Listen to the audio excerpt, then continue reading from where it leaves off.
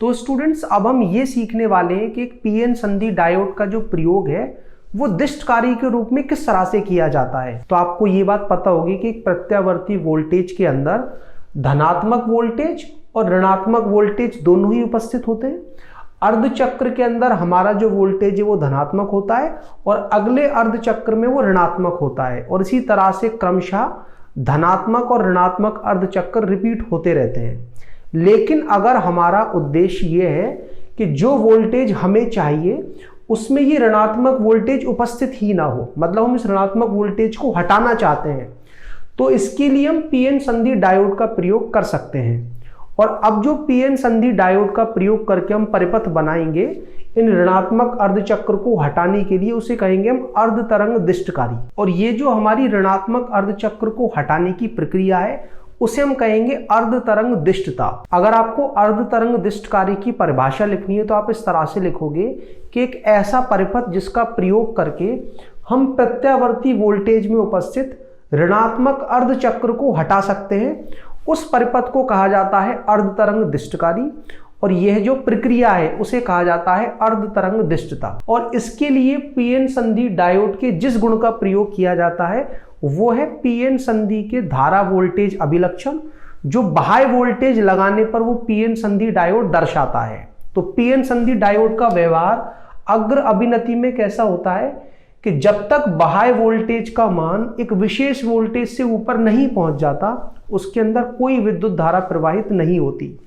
उस बाह्य वोल्टेज के मान को हम कहते हैं कौन सा? दहली वोल्टेज, जिसका कि मान जर्मेनियम वाले पीएन संधि डायोड के लिए होता है 0.2 वोल्ट, जबकि सिलिकॉन वाले पीएन संधि डायोड के लिए इसका मान होता है 0.7 वोल्ट। और ये जो हमारा पीएन संधि डायोड है जब उसको पश्च अभिनित कर दिया जाता है तब हम क्या देखते हैं कि बाह्य वोल्टेज का मान जब तक भंजन वोल्टेज से ऊपर नहीं पहुंच जाता तब तक कोई विद्युत धारा प्रवाहित नहीं होती। और जो हमारा भंजन वोल्टेज है इसका मान दहली वोल्टेज की तुलना में काफी ज्यादा होता है, 80 वोल्ट से 100 वोल्ट के बीच में। तो आप ये मान करके चलें कि दिष्टकारी परिपथ में जिस पीएन संधि डायोड का प्रयोग किया जाएगा उसमें विद्युत धारा का जो प्रवाह है वो अग्र अभिनति में बहुत आसानी से हो जाता है, बहुत कम वोल्टेज पर, और पश्च अभिनति में जो विद्युत धारा का प्रवाह है वो अत्यधिक वोल्टेज लगाने पर होता है। अब ये जो अर्धतरंग दिष्टकारी का परिपथ है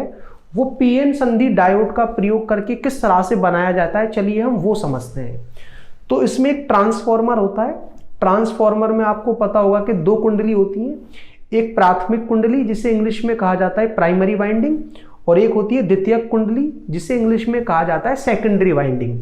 यहां पर मैंने जो ट्रांसफॉर्मर प्रयोग किया है उसकी सेकेंडरी या द्वितीयक कुंडली के अंदर जो फेरों की संख्या है वो प्राथमिक कुंडली की तुलना में मैंने कम ली है। वजह कि अगर मेरा प्रत्यावर्ती वोल्टेज जो मैंने प्राथमिक कुंडली के सिरों पर लगा रखा है वो अगर काफी ज्यादा है तो उसे मैं ट्रांसफॉर्मर का प्रयोग करके कम कर सकता हूं। और ये जो प्राथमिक कुंडली के सिरों पर लगाया गया प्रत्यावर्ती वोल्टेज है उसे मैं अपनी इच्छा अनुसार इतना कम कर सकता हूं कि इसका जो अधिकतम मान है, चाहे वो धनात्मक अर्ध साइकिल में हो चाहे वो ऋणात्मक अर्ध साइकिल में, वो भंजन वोल्टेज की तुलना में नीचे चला जाए, मतलब भंजन वोल्ट से कम हो जाए। और इस स्थिति में हमारी ये जो द्वितीयक कुंडली है उसके 2 सिरे होंगे ए और बी। अब इसमें हमें एक पीएन संधि डायोड का प्रयोग करना है कुछ इस प्रकार से कि पीएन संधि डायोड का जो हमारा पी सिरा है वो तो मैंने लगा दिया बिंदु ए से, और जो पीएन संधि डायोड का एन सिरा है उसको मैं दूसरे सिरे से लगाने जा रहा हूं बी से, मगर एक लोड की सहायता से। और इस तरह से एक ट्रांसफॉर्मर और एक पीएन संधि डायोड का प्रयोग करके जो ये परिपथ हमने तैयार किया है उसे हम कहते हैं अर्धतरंग दिष्टकारी। और इस तरह का परिपथ तब तैयार किया जाता है जब आप इस ऋणात्मक अर्ध साइकिल को हटाना चाहते हो। और एक और जरूरी बात जो आपको पता हो कि आप अपनी इच्छा अनुसार चाहो तो धनात्मक अर्ध साइकिल को भी हटा सकते हो।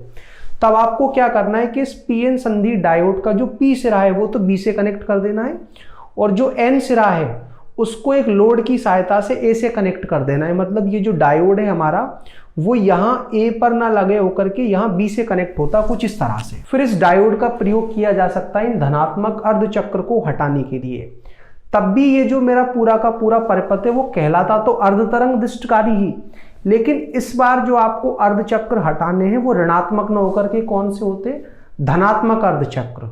किस तरह से ये धनात्मक और ऋणात्मक चक्र हटाए जाते हैं, उसके लिए आपको अर्धतरंग दिष्टकारी की कार्यविधि या वर्किंग समझनी पड़ेगी। इसकी कार्यविधि को हम कुछ इस तरह से समझ सकते हैं कि जब ये प्रत्यावर्ती वोल्टेज प्राथमिक कुंडली के सिरों पर लगाया जाता है तो द्वितीयक कुंडली के सिरों पर भी हमें एक वोल्टेज मिलना शुरू हो जाता है। तो धनात्मक अर्धचक्र में क्या होता है कि ये जो हमारा द्वितीयक कुंडली है इसका सिरा ए धनात्मक होता है और बी सिरा ऋणात्मक होता है।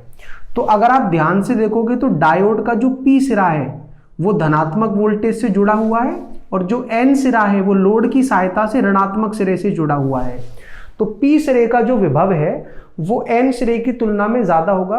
तो ये जो हमारा डायोड है वो हो जाएगा अग्र अभिनति में। और हमें ये बात पता है कि अग्र अभिनति में डायोड के चालन के लिए बहुत ही कम वोल्टेज की जरूरत होती है, तो उसमें एक विद्युत धारा प्रवाहित हो जाती है इस डायोड के अंदर और वो इस लोड से होती हुई इस पूरे के पूरे परिपथ में बहती है। तो जब लोड में विद्युत धारा बहती है तो हमें लोड के सिरों पर एक निर्गत वोल्टेज मिलता है जिसे हम इंग्लिश में कहते हैं आउटपुट वोल्टेज। और ये जो हमारा निर्गत वोल्टेज है इसका मान क्या आता है, लोड में प्रवाहित होने वाली विद्युत धारा गुणा लोड के प्रतिरोध का मान। ये मैंने निकाला है ओम के नियम का प्रयोग करके, V बराबर I इंटू R। तो जो हमारे इनपुट वोल्टेज का धनात्मक अर्धचक्र है उसके लगाए जाने पर हमें एक निर्गत वोल्टेज मिलता है लोड के सिरों पर। और यहां पर आपको एक बात ध्यान रखनी है कि जैसे जैसे हमारा इनपुट वोल्टेज बढ़ता है उसका मान 0 से बढ़कर के अधिकतम होता है।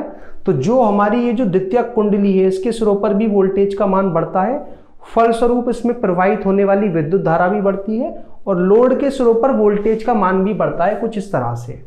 अब जैसे ही ऋणात्मक अर्धचक्र आता है तो उसमें सेकेंडरी के जो दोनों सिरे हैं उनका जो ध्रुवण है वो बदल जाता है। इस बार जो हमारा ए सिरा है वो ऋणात्मक होता है और बी सिरा हमारा धनात्मक होता है। अब आप देखोगे पी सिरे का जो विभव है वो एन सिरे के विभव की तुलना में कम हो गया और हम ये मानकर चल रहे हैं कि अब ये जो डायोड हमारा पश्च अभिनति में आ चुका है इसके सिरों पर अब जो वोल्टेज है वो भंजन वोल्टेज से काफी कम है। तो पश्च अभिनति में भंजन वोल्टेज से पहले आप ये मानकर चलें कि विद्युत धारा का मान क्या आता है, 0। तो हमारे डायोड में कोई विद्युत धारा प्रवाहित ही नहीं होती, तो लोड में भी कोई विद्युत धारा प्रवाहित नहीं होती, तो लोड के सिरों पर जो विभवांतर है वो क्या हो जाता है, 0।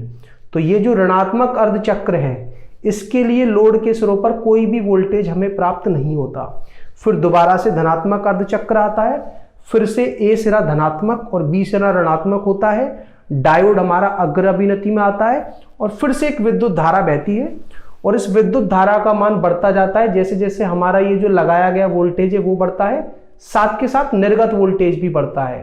तो हमें लोड के सिरों पर फिर से एक बाह्य वोल्टेज मिलता है, फिर से ऋणात्मक अर्धचक्र आता है और वोल्टेज का मान घट करके 0 हो जाता है। तो जब जब प्राथमिक कुंडली के सिरों पर लगाए गए प्रत्यावर्ती वोल्टेज की धनात्मक अर्ध साइकिल आएगी तो हमें लोड के सिरों पर एक वोल्टेज मिलता है और जब जब ऋणात्मक अर्ध साइकिल आएगी हमें कोई भी वोल्टेज नहीं मिलता। तो इस तरह से ऋणात्मक अर्ध साइकिल को जब हम हटा रहे होते हैं तो जो परिपथ हम ये प्रयोग कर रहे हैं उसे कहते हैं अर्धतरंग दिष्टकारी और ये जो पूरी की पूरी प्रक्रिया है उसे कहते हैं अर्धतरंग दिष्टता। और एक बात आपको अर्धतरंग दिष्टकारी के बारे में हमेशा याद रखनी है कि जो हमारा इनपुट वोल्टेज है और जो हमारा आउटपुट वोल्टेज है दोनों की आवृत्ति हमेशा ही समान होती है। और आवृत्ति चेक कैसे की जाती है कि आप ये देखो कि इसमें कौन सा वो चक्र है जो बार बार रिपीट हो रहा है। तो एक धनात्मक अर्धचक्र और एक ऋणात्मक अर्धचक्र मिलकर के एक पूरा चक्र तैयार करते हैं किसी भी प्रत्यावर्ती वोल्टेज के लिए।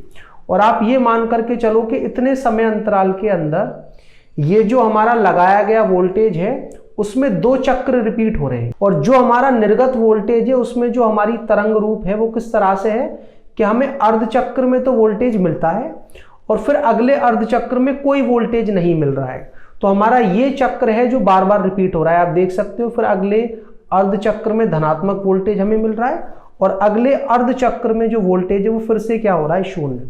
तो जितने समय अंतराल के अंदर यहाँ पर ये चक्र 2 बार रिपीट हुआ है उसी समय अंतराल में ये जो हमारा चक्र है पूरा का पूरा वो भी यहाँ 2 ही बार रिपीट हुआ है।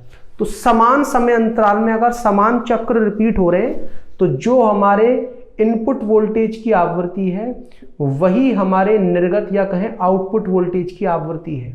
अगर आपने 50 हर्ट्ज आवृत्ति वाला प्रत्यावर्ती धारा स्रोत लगा रखा है तो निर्गत वोल्टेज की आवृत्ति भी कितनी होगी, 50 हर्ट्ज।